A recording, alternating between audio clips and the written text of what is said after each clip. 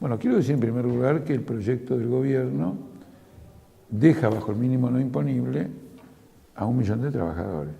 Es decir, deja bajo el impuesto, perdón, deja con el impuesto al salario a 1 millón de trabajadores que ganaron en el curso del año o ganan incluso ahora más de 15.000 pesos.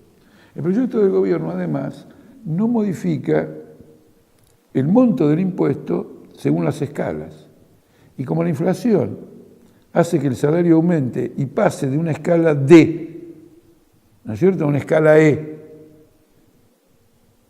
o que, y efectivamente así de escala en escala, entonces se va modificando el impuesto, se va modificando el porcentaje del impuesto, paga cada vez más. ¿Qué hace el gobierno? Bueno, saca del impuesto, al decir los que ganan menos de 15.000 pesos no pagan impuestos, lo saca de ese impuesto. Bien, 10 puntos, aquí tienen, volviendo al tema anterior, aquí tienen una medida que está bien. Pero miren qué cosa curiosa. Esta medida que está bien con las limitaciones que señaló, no tiene futuro. Esos 15.000 pesos en diciembre, cuando terminen las elecciones, ya no van a valer 15.000 pesos. Entonces, van a terminar habiendo aumentos salariales que van a llevar el salario para arriba de 15.000 pesos. Los que pagan, el millón que ya dije que pagan, seguirá pagando, más, porque va a pasar de escala. Y el que aumente un salario porque subió la inflación y que ahora se lo sacó, va a volver a pagar. El gobierno nos sacó una ley diciendo esto se ajusta por inflación, 15.000 aumenta la inflación, el 10%, 16.500 no paga, otro 10%, 18.000 no paga, no. Dijo 15.000. Y no previó una ruta futuro frente a un salario que lo consume la inflación. Entonces, dentro de poco tenemos la misma situación, absolutamente clara.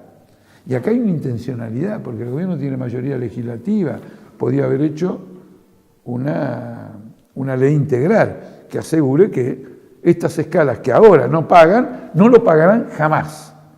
Ni los jubilados, ni los monotributistas, ni los asalariados. No, sacó una resolución de la AFIP. Es decir, hay una amenaza. En poco tiempo más, semanas, meses, los trabajadores están pidiendo aumento de salarios. ¿Qué hace Massa? Massa, en primer lugar, atiende a un problema que tiene la propia clase patronal, que empieza a ver que los trabajadores dicen, mira, viejo, el gobierno no nos da bola, el impuesto del salario pagalo vos. Y empiezan movimientos de lucha en la fábrica para que la patronal ponga la plata que la patronal le saca para pagar el impuesto al salario. Y entonces las patronales dicen, nos estamos chupando un conflicto.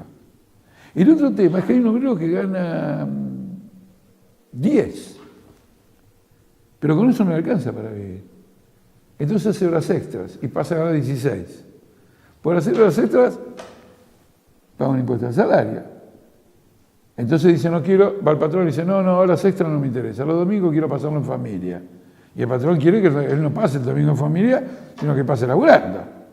Entonces quiere que se eleve eso, que el gobierno asuma la carga de no recibir el impuesto al salario para que se labure horas extras, para que la gente haga trabajos penosos que son pagados más, ¿no es cierto? Y en definitiva para que no pida o no reclame que el patrón lo pague. O sea, que se creó una crisis.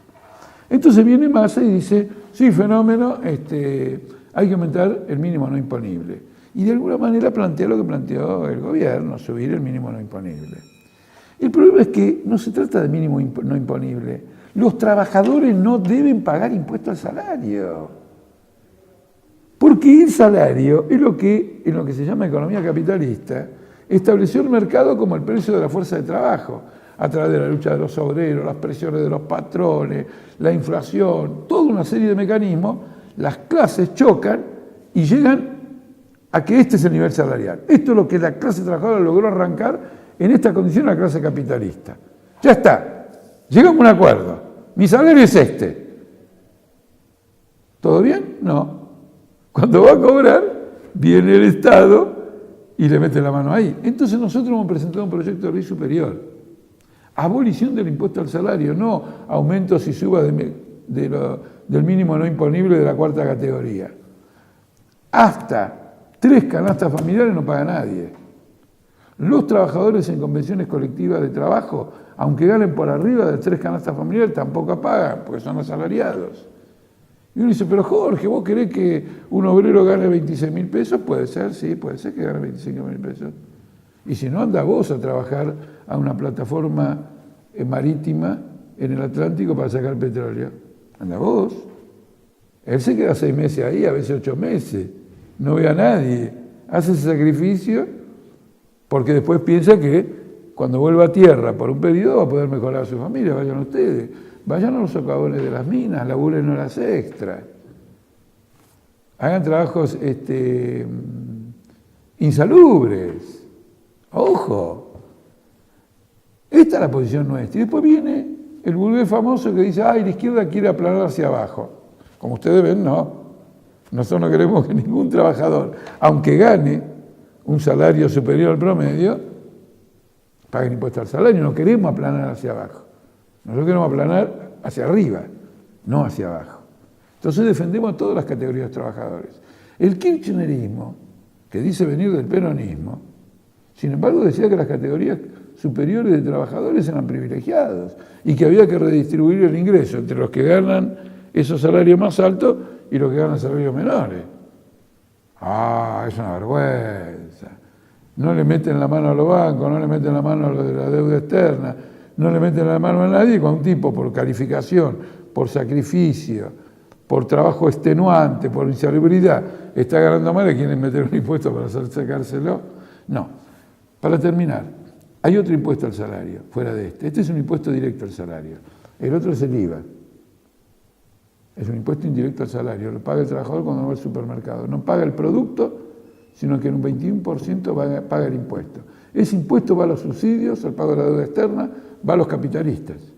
Estamos en contra también de eso y nosotros, en el Frente de Izquierda, en el Partido Obrero, planteamos la derogación de todos los impuestos al consumo por su condición de impuestos confiscatorios.